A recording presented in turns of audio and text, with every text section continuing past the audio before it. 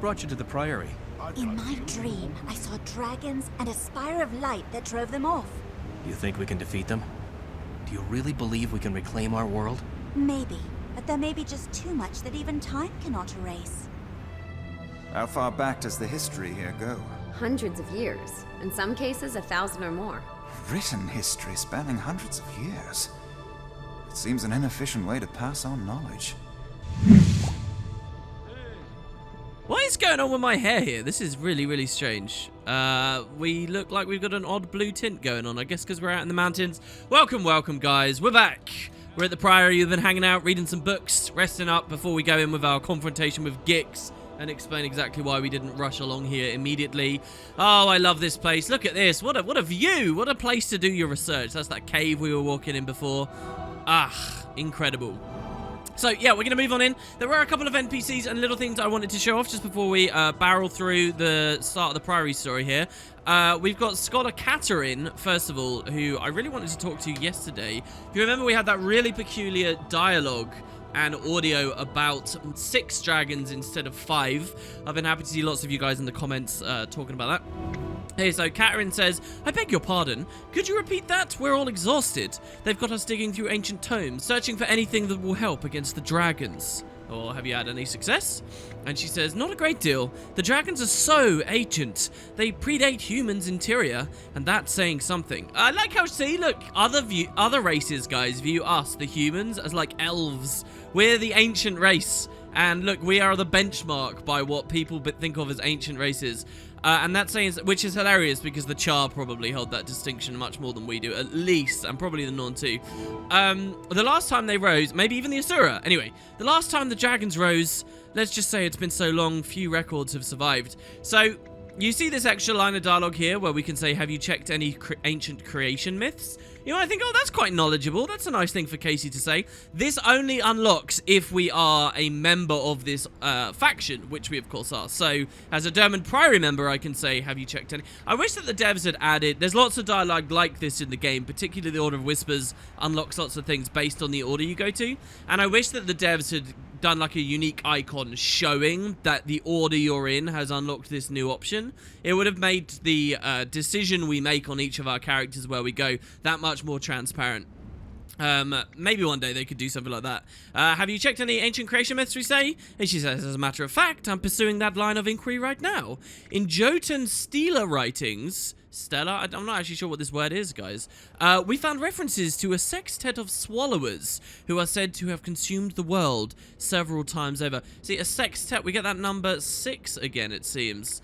Okay, what do you think that all means? My personal interpretation is that we are living through another incarnation of this phenomenon, and the more I study, the less I am convinced that we will come out of this with our civilization intact. It's very doomsday-y, this game. I think most players of Guild Wars don't realize just how desperately hopeless the battle against the Elder Dragons really is. We assume because we are gamers playing a game where our job is to do battle with the big bad evil that will naturally come out on top. But I gotta tell you guys, a lot of the world building leans in some grim places. There's this amazing line from Gix in the cutscene as we entered the Priory earlier. If you go back and rewatch that, he says, the Priory may be our last hope, standing on the precipice as the darkness looms on the horizon. And it paints such like an artistic, beautiful picture of like just how bad this is. And we're only really warming up, believe me. So, yeah, this is the Priory itself. Check it out, guys. Really beautiful stuff here. So we've got the heart of the Priory. This is a hero challenge. The magically suspended tablets contain the amassed knowledge of the Priory. Surging with power, the tablet's inscriptions emit a faint glow while they rotate around a central pillar of light. And we can commune with it. And you've got all these tablets around. What's kind of fascinating about this place, as beautiful as it is, you see each of these tablets, again, like I've mentioned before, this stuff is translatable, and I thought for the first time, finally, well, not the first time. Type of humor, but I can't find any references. That surprises me. We have an extensive humor collection. What type did you say? Scritological humor. Humor about the scrit? I'm fairly certain you heard the word wrong. Oh my god, really? I did not know this dialogue existed. My goodness, Jesus. It would just be like these stuffy historians and people to like try and interpret and research humor. Come on, you don't do that with jokes. That kills the jokes. Anyway, before we get into a conversation with that person, the tablets, if you actually come to each corner of the room, you will see that there's a tablet in each one. So we've got this one here, and then you come over. This reminds me a lot of the Eye of the North, a Guild Wars 1 location. I'm yet to show off on the series, but believe me, on one of our trips to Lion's Arch, we will take a little detour and do that.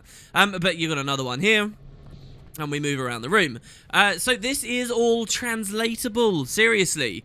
There's 4 unique different tablets. Each has different writings from the Priory. Obviously, the bottom of these are broken somewhat, so we won't be able to get all the information. But of what is written here, I will do you guys the kindness of translating. So this is called the Char Rebellion. I believe this is the... No, this is the Fall of Ascalon, actually. This is the Fall of Ascalon. So this one says, history tells us that Ascalon City fell in the year 1090 after the Exodus. However, that date does not mark the end of the tale of Ascalon, but the beginning of an even darker chapter.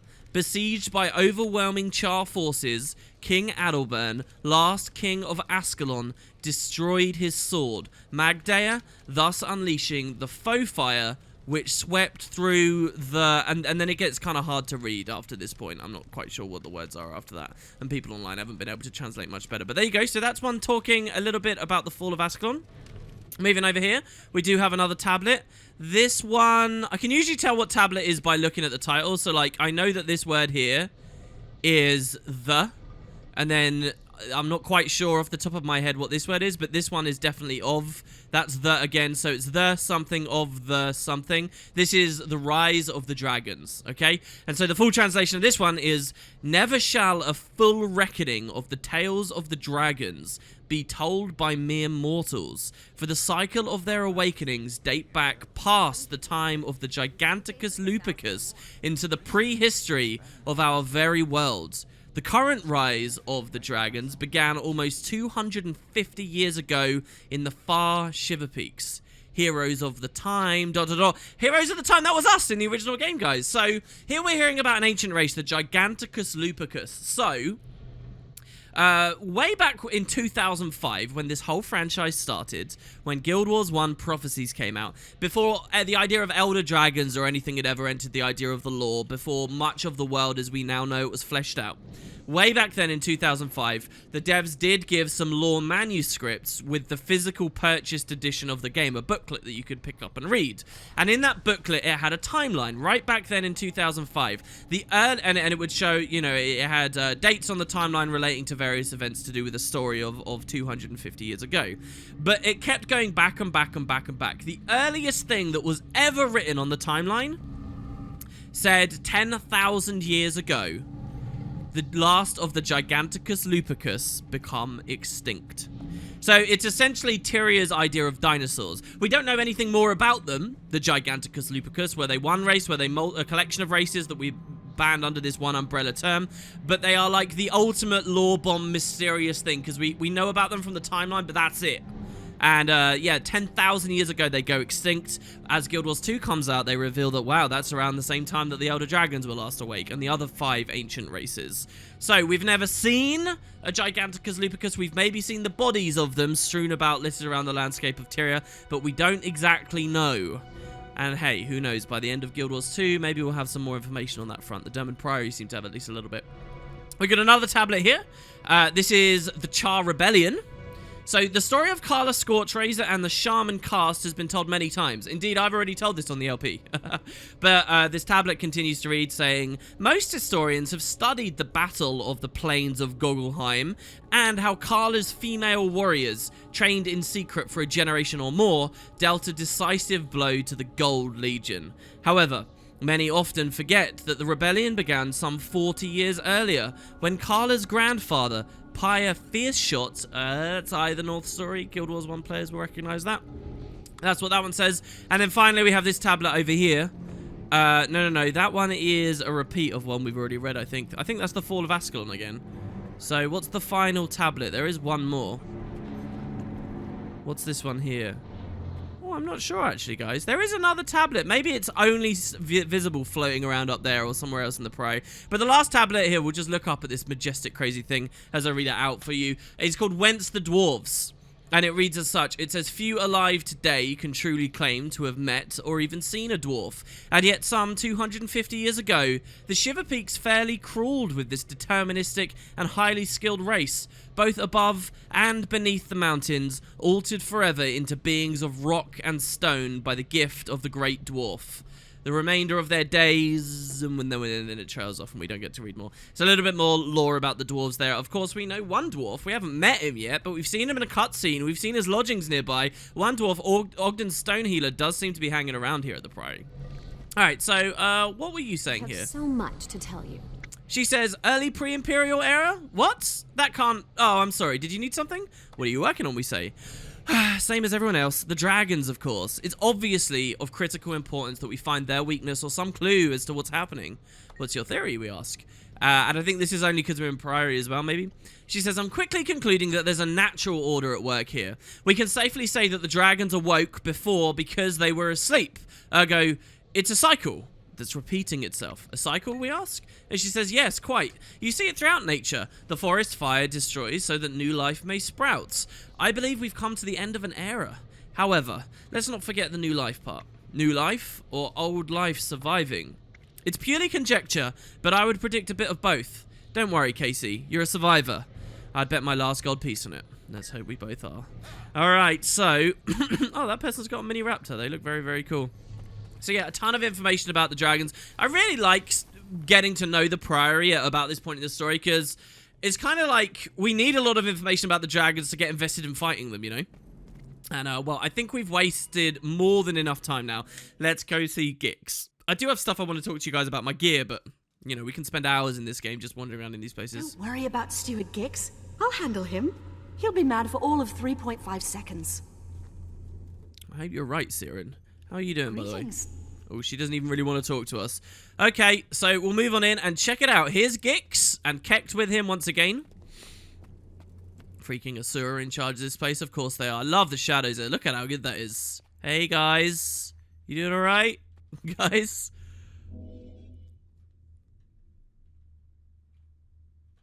Magister Siren, yet again you neglect your duty to go on an adventure.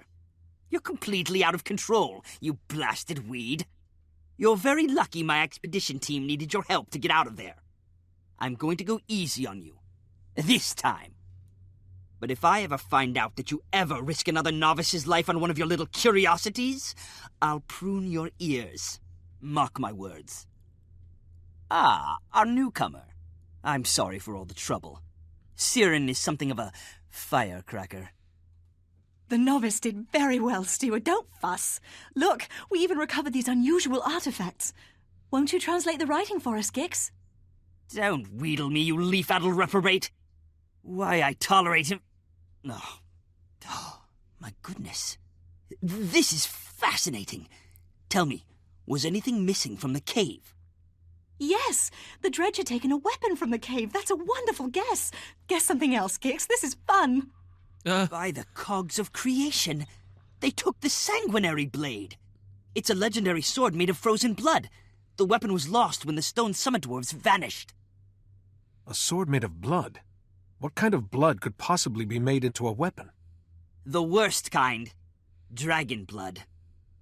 Magister, novice, you must find that blade and bring it safely to the Priory.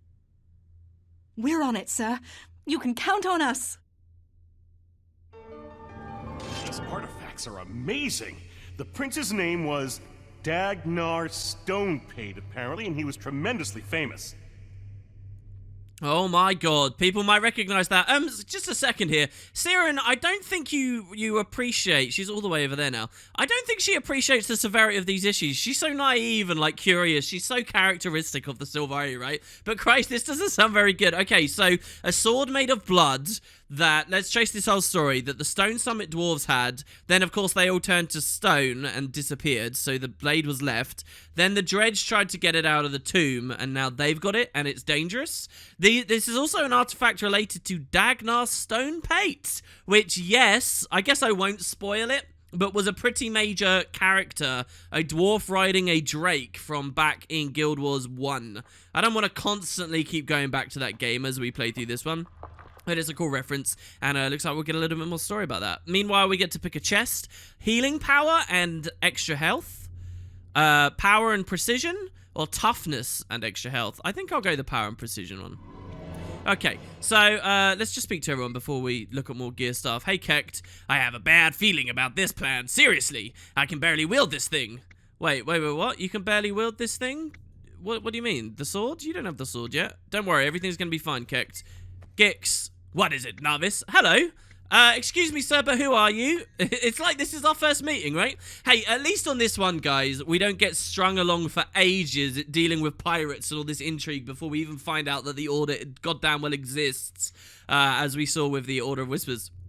Or we get to go back to their base, at least. I'm the steward of the Priory. I'm in charge here, and that means you answer to me. Okay, can I ask another question? What are the ranks of the Priory? Well, the first rank is novice. That's you. Then come scholars and magisters, and more specialized tasks like explorer or arcanist. Oh, I'd love to be an arcanist. I would love this, actually, especially as an elementalist, because we can train for arcane skills, guys. In fact, let's train a new one. Arcane Wave. Let's put that on our bar here.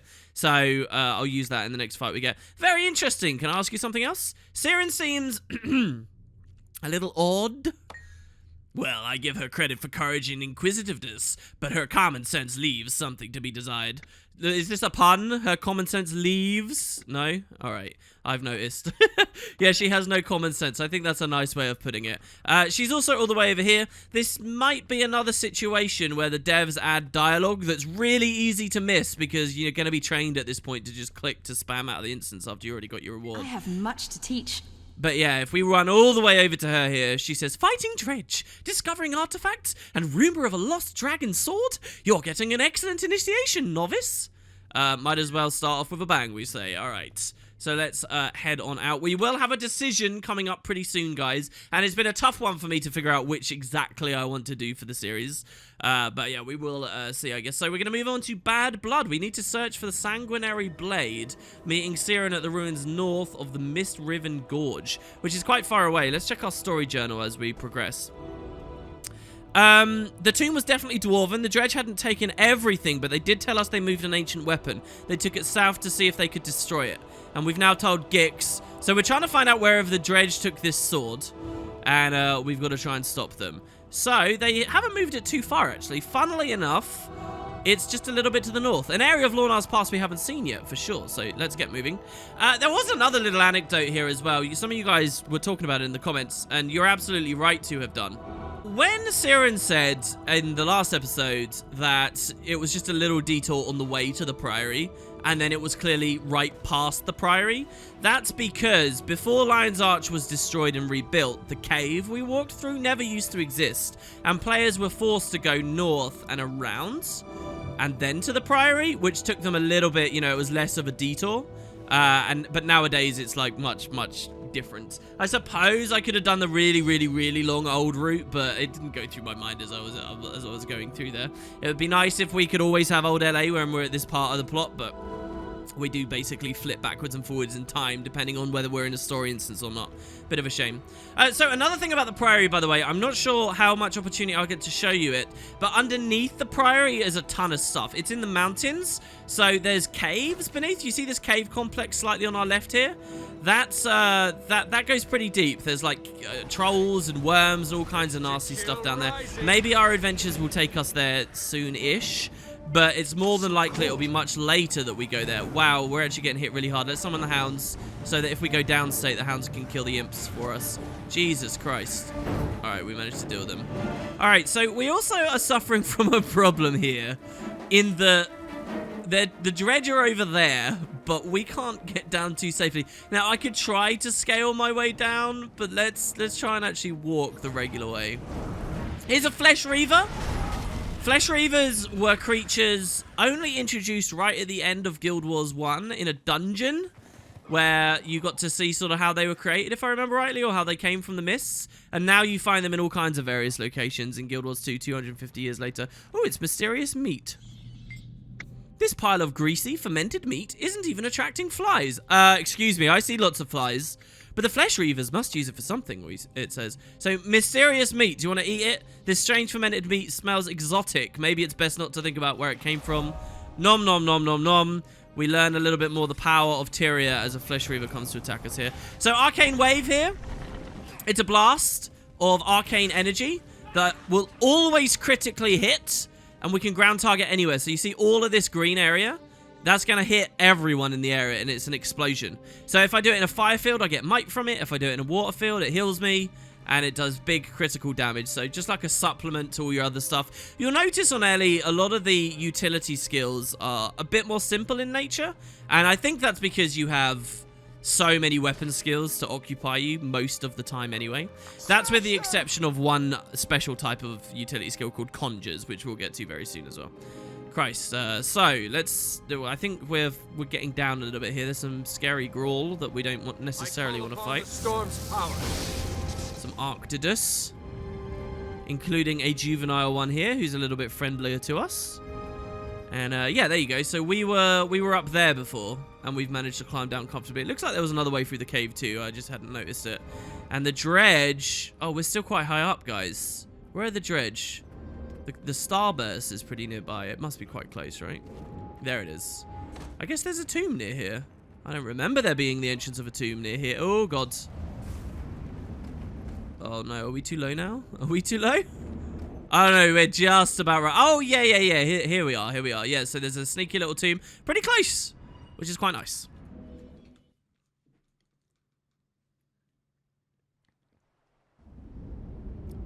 Just drinking some coffee there.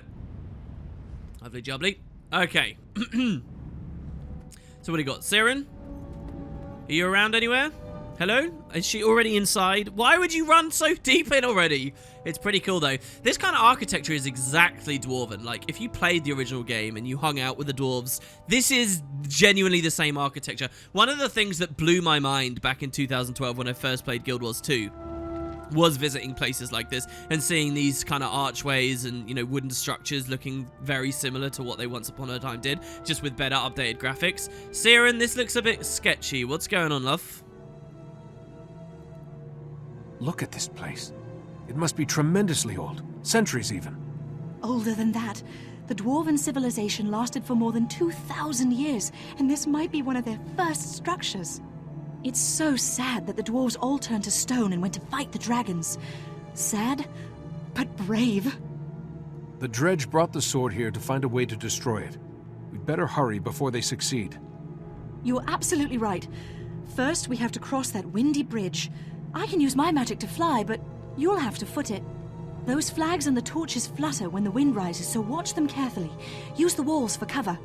Keep your footing, go as fast as you can, and don't worry, it'll be cherry. Oh, I'm sure it will be. You can fly. So if we watch her very closely, go on, Siren, you'll see she doesn't actually fly. She essentially uses some super strong elementalist magic. Do we have that magic yet? And use the walls for cover. That wind is fierce. We'll be able to use a spell quite similar to that. It's here. I won't use it on this video, but check it out. Lightning Flash, which is a teleport. So she doesn't actually fly. It's amazing, though, because the dialogue says she can fly.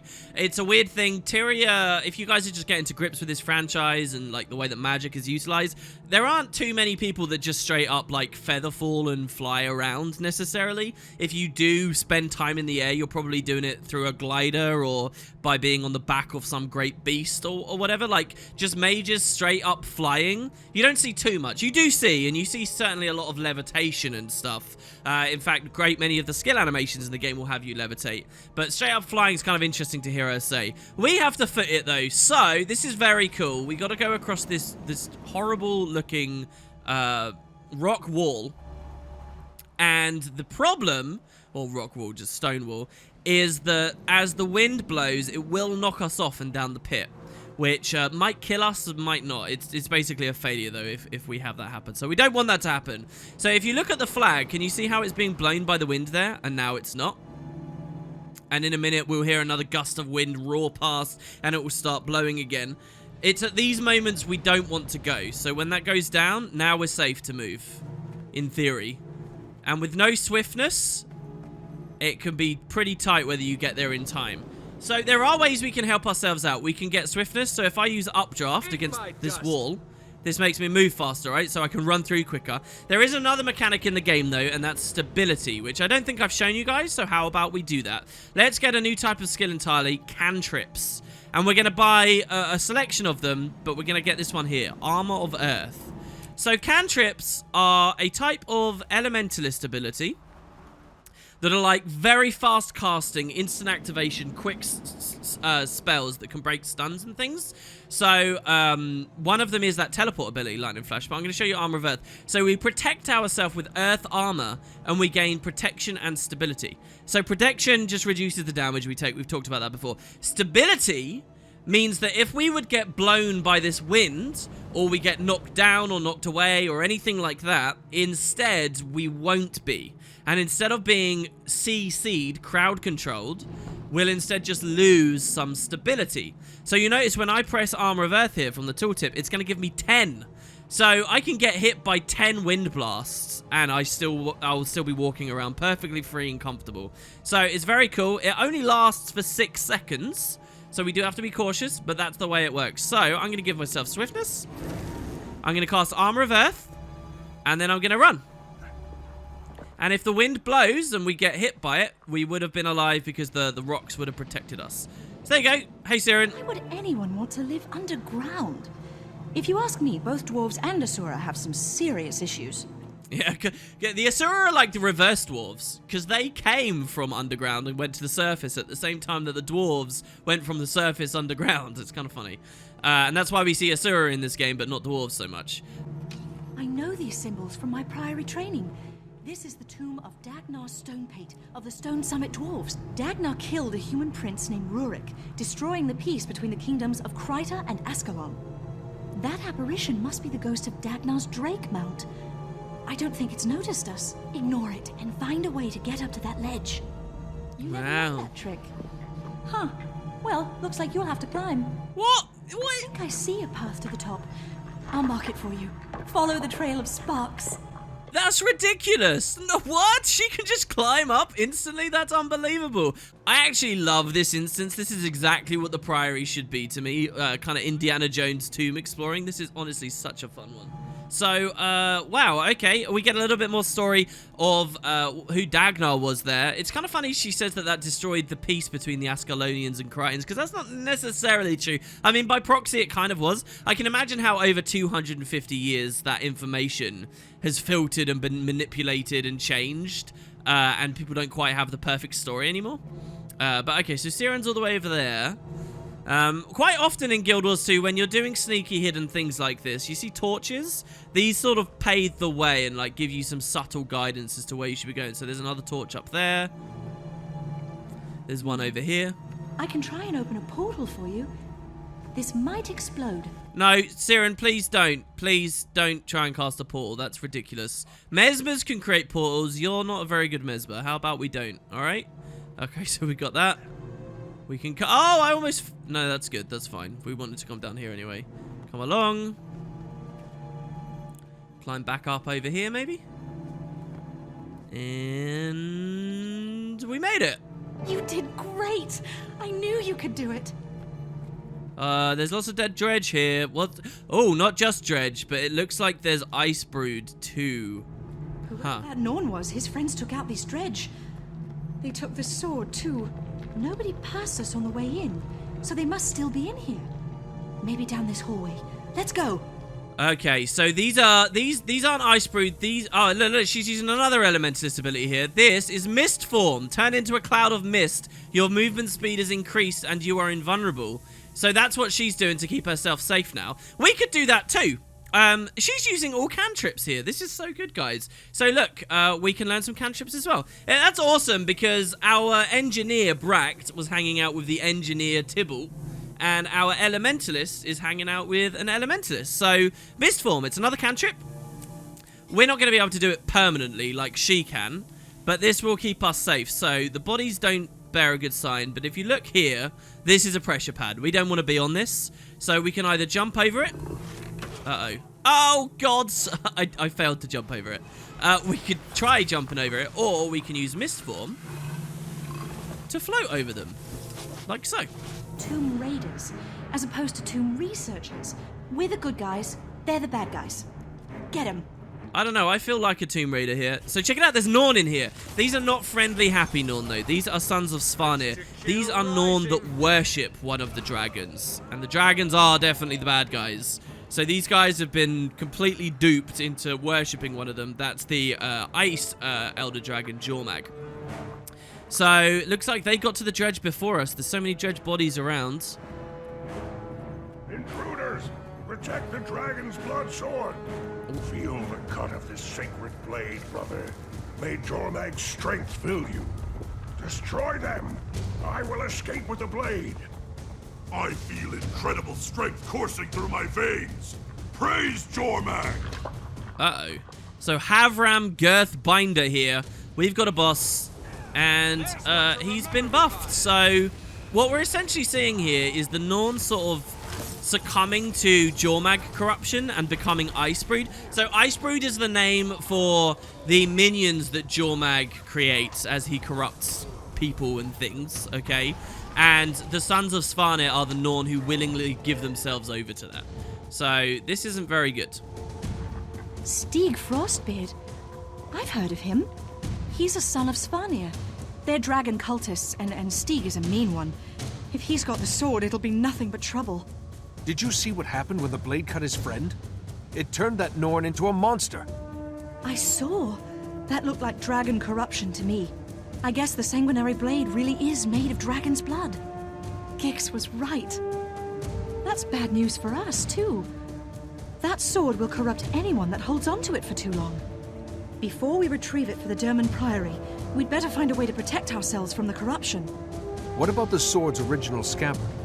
The dwarves must have made it strong enough to contain the blade. True.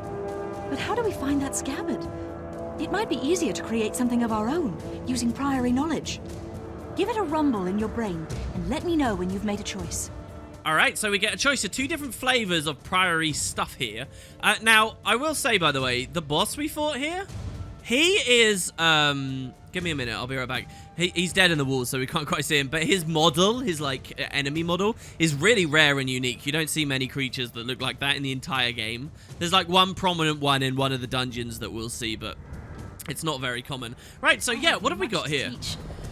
A nick from that sword turned Havram into a monster. So he cut himself before our eyes. He turned into that terrible thing. Clearly, if we get the sword, we can't just carry it around like a tree branch. Absolutely. So what kind of artifact could make it safe, Siren? A sword made from the blood of Jormag, the ice dragon. Seems that it's even more dangerous than we thought. We have to control it somehow, we say. What can we do?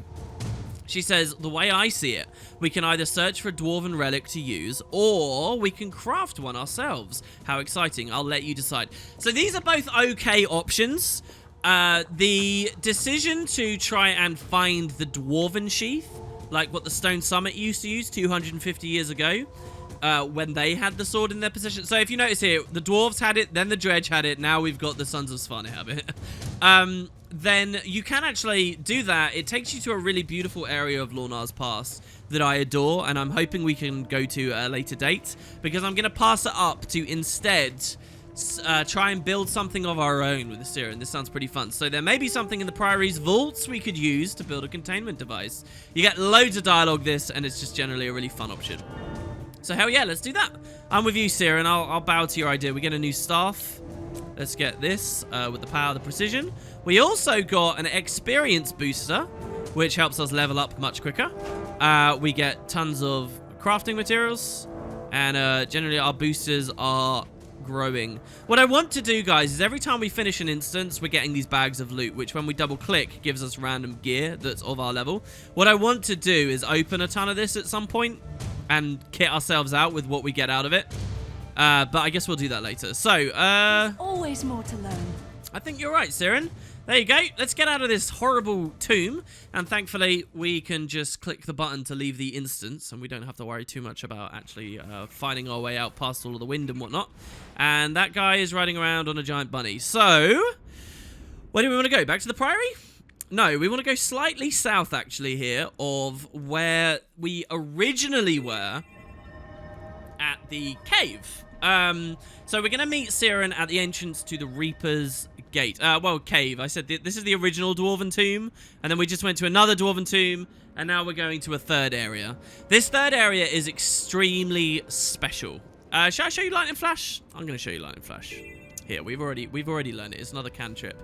So, it's 900 range. It does some damage where we cast it. We're going to become a bolt of lightning, and we're going to teleport to a new location. So you ready? Wherever I cast this, boom, we move straight over there instantly. And as long as you don't hit anyone, it doesn't put you in combat and you can keep moving. This skill is really fun to use. A lot of different classes in the game have teleports. Engineers don't. Warriors don't, but most classes have got some way of getting access to it. So I think this is the first one we've seen, and you're going to find all kinds of crazy different teleport abilities spread across the classes as we continue along. So yeah, I'm really happy to finally have this. That and Ride the Lightning. We can now become like a crazy lightning-y dude that goes mental and sort of charges through everything. But here you go. So this is Reaper's Gate. Like I said, this is a very special area because it existed as an Easter egg zone way back in GW1.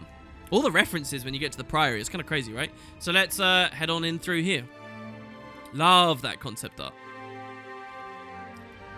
I know what you guys are thinking. Oh, he says that on every loading screen. I say it on most, but not all. Oh, look, the steam creatures have been building some stuff behind us in this instance. That's amazing. You can see another one back there too.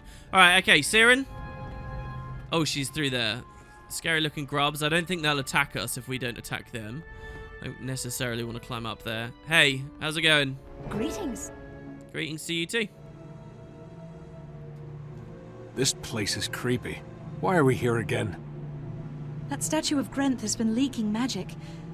I couldn't think of anything else that matches the power of the Sanguinary Blade. We'll take some shavings from the statue. If we can build a containment vessel to hold those safely, it should be able to suppress the sword. First, the fragments. Then we hurry to the Priory and work on a vessel. Ready? What? Right. You're not scared, are you? It's just a spooky tunnel that's collapsing. Yeah, I shouldn't be scared of a collapsing tunnel, right? Maybe we can climb up onto the rafters up here. Yeah, you kind of skipped that part of the plan. I thought we were going to go straight to the Priory to build the blade, but she just takes us here. Because I guess we need something extra magical maybe the vaults don't have. This will be easy, she says. No one comes here anymore, so there's nobody to stop us. Stop us? Why would anyone stop us, we say? And she says, no reason. Come on, let's get some shavings from that altar. Okay, though I feel you're not telling me something. Yeah, she does seem to be a bit weird with how strange this has become. So here we can see a scary-looking red portal in front of us. That I will talk about again in a moment. This place is amazing. I wonder what it was for. But for now, we're going to come over here towards this statue of Grenth. And here, look, you'll see more shades. Well, we're quite familiar with this stuff as Casey at this point, aren't we, really? You'd almost think we're a necromancer, the amount of undead activity we've been dealing with. Areas close to the underworld. So, yes, once upon a time, as an Easter egg, this very location in the original game was a place where players could visit the underworld and access a little bit of endgame content. And it was really remote. It was really far away from the Guild Wars 1 equivalent of waypoints, you know, so it took you a long time to get here. Very deep in Lornar's Pass. Well, there is this personal story instance that takes you here as well if you do join the Dermot Priory, and I kind of want to show off. Siren, every time we kill someone, you just say it's interesting, all right? It's not interesting, it's scary. Look, these are crazy bestial shades from another dimension, and you should be quaking in your boots. Here's a scary looking one right in front of the statue. Is he extra dangerous with his 6 eyes there? Oh god. Hey, the shades are kind of cute as they move around. What we needed. One giant statue of Grenth. Hold a moment while I collect some shavings.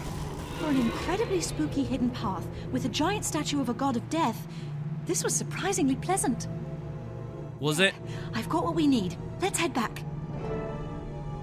Great. Okay, so we've got a containment. Uh-oh, Siren.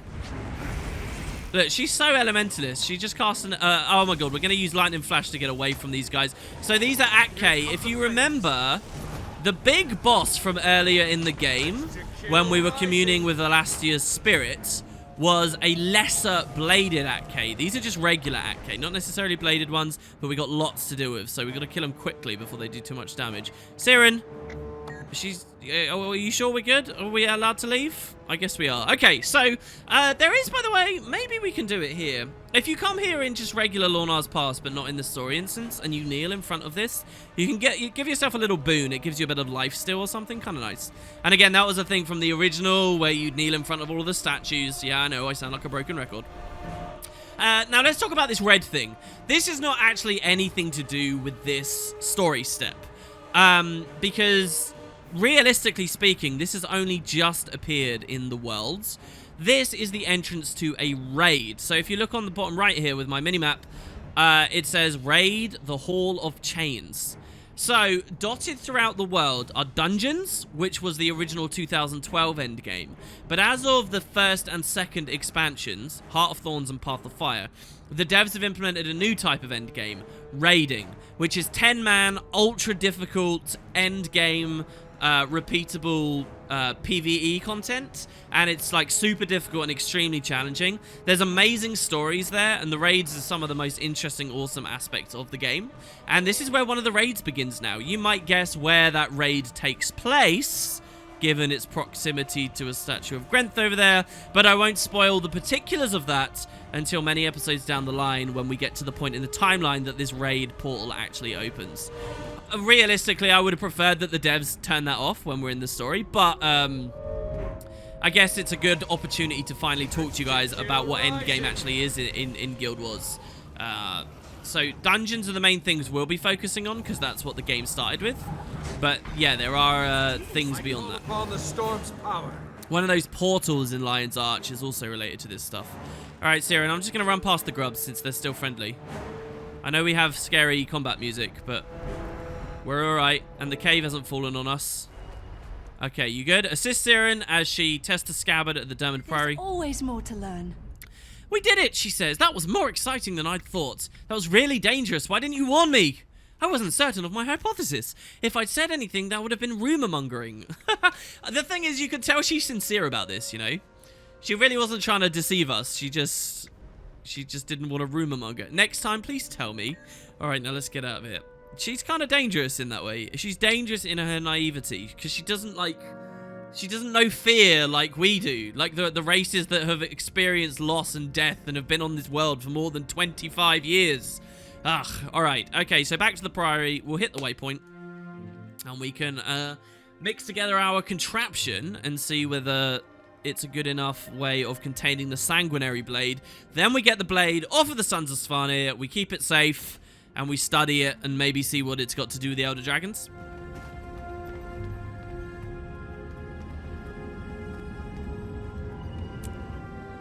In we go. Alrighty then. I haven't pointed out, by the way, that the Priory icon is a key. It used to be that when you joined one of these orders, you would get that icon appear on your character select screen. But they've since updated it and you don't get to see that anymore. But I've always liked that key. It was almost my favorite of the three icons. Hey, Siren. I borrowed some artifacts from the Priory Vault and rigged this together. It looks totally cherry. I'm sure it'll work fine. Actually, Siren, it looks horribly dangerous. Won't someone notice those things went missing? Oh, honestly, these have been gathering dust in the vault for years. Nobody wants them, so who'll care? I got a jadeite rune of holding, then modified it and wove the whole thing onto a shadow shard. Now, all the enchantments are merged. When the Sanguinary Blade is put into the shadow shard, it'll technically be off this plane of existence. The sword won't be able to corrupt anything. But, there's one problem. I need to tune the enchantments to work together instead of tearing themselves apart, or it could collapse the mountain. Huh? Wait, what? Collapse the... Siren! No. It'll work, I promise. While I'm doing that, though, things could get exciting, so keep your weapon out. What? The things you call exciting are what most people would call reckless endangerment. Oh, come on, novice, cheer up. The worst that could happen is that we're lost forever in shadow, but more likely we'll just have to mop up some shades. Here goes. Oh my god, she's crazy. She's a lunatic. She is not good to work with. I want out. Immediately I want out. This is not gonna go well. I'll let you know when the containment unit is ready to activate. By the way, the Jadeite Rune of Holding, that's all Guild Wars 1 item references. This is so loaded with them. That rumble isn't good. Siren. The magical leakage seems to be coming from Siren, novice, what are you two doing? Give me that thing. I'll stop this. This thing is so cross-enchanted, it could power a spurious logic golem. But the theorems all made sense. Exactly. You can't apply sense with technology. You two, defend me while I desensify this mess. Wait, what? What? It makes sense, so it's broken? Let's do this then. Oh, stop sounding so excited, Siren. Jesus Christ. These guys actually hit kind of hard. I hope Gix isn't going to be too annoyed with us. So yeah, this is one of the reasons I love this side of it, because you get to speak with Gix a little bit more. While if we took the other option, we actually wouldn't have got any of that with Gix there. I hope you're doing okay there, little fellow. Leader of the Dermot Priory. Yeah, well, you're in combat right now, so we can't quite talk. Hounds of Balthazar, save me. Oh, we got interrupted in the middle of them. I'm hiding over here now. Okay. And again, please, Balthazar. Thank you. Strong. Thank you, thank you, thank you. Really needed that. Like, their description even is massive attacks, you know. That really describes it very... Oh, God, there's even more here. Okay, let's hide over here. I could have used Ride the Lightning into the At-K here. I didn't tell you guys. But if you strike someone with it, it halves the cooldown. So, if you're using it aggressively, you get it back much more. But if you're using it to run away, you're more limited with it. Which is really good design-wise, because you don't want people to be too flighty and kitey in the PvP modes.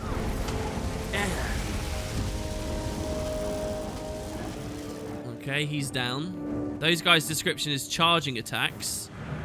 Oh my god. Okay, it's another lesser one. Alright, and this guy's the boss, just like before. We should be called, like, At-K Slayer. We've honestly fought the maximum amount of these you can in the story. There really aren't that many underworld creatures in the core story, but Casey is just, like, loaded up back to back to back with loads of them. Oh, I probably should have stuck about for Churning Earth there. You should be getting a really good impression now that we're in the mid-game of, like, what Guild Wars 2's combat flow is like and how it's different to other MMOs, and especially the original. Success! The shades are gone and the containment field seems to be working. I should have known the magical transfluctuation was your doing, Siren. Inexcusable. What is this patchwork drivel you've created? You put by the alchemy. Brilliant. Insane, but absolutely ingenious. You think like an Asura, you womp-leaved lunatic, but you don't take proper precautions. If I hadn't come along when I did... I'm sorry, Steward Gix. I mean, we needed to contain the sword, and nobody wanted this stuff. If this wasn't such an innovative creation, I'd toss you out on your twigs. As it is, you're both on probation. No argument. What? Priory anarchists have scried Stieg Frostbeard's location. He's hiding in an encampment near Black Barrel's mill. Get out of here. And take this mad contraption with you. If you foul this up, I'll throw you to the termites, you pernicious petal brain. He has every term in the book. You'll also notice there the voice actor messes up. It's Priory Arcanists, and he calls them Priory Anarchists. Funny little thing to point out there. What kind of gem do we want here? A peridot lump. Fine, let's grab this. Smile on me. Lovely, and we can slot that in. We get another level. That's good. Get an aqua breather here. So this is one of the Citadel. They're all of the Citadel, sorry. So it's just the stats that are different. Let's go power and precision again. And we've unlocked minis on this character now as well. So Casey gets minis. Ooh, what mini do we want on Casey? I'll have to think about that. We should probably get something Priory related, right? Siren. Woo. I'm glad you were here. That was a little more chaotic than expected. Siren, you're a wild one. I really mean that. It's like, I tell you what, it really doesn't feel like Casey likes Siren much. I quite like her. Look at that. That looks like an Asuran blade sheath now. That's really cool. Gix, you did a good job. What do you need? Not too much, man. Just wanted to say hi. Just wanted to get close. That's all. I mean, I'm showing my favoritism of which character I like more here, aren't I, guys? Just a little bit. Okay, so I guess we're on probation. Brilliant. I blame Siren for that. But we do still have this blade on the loose, so we'll have to be quite quickly traveling back out into the mountains. This time, I think a fair clip further south.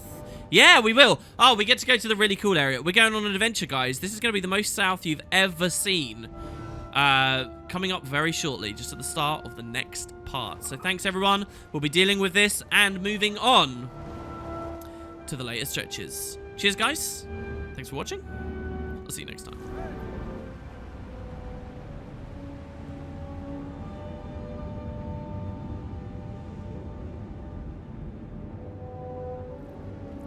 That noisy Norn is back. Would someone shut him up? When is the next batch of dwarven artifacts due to arrive? I don't know. Shall I go check? Of course. Why do you think I asked? Students. They get more worthless every year.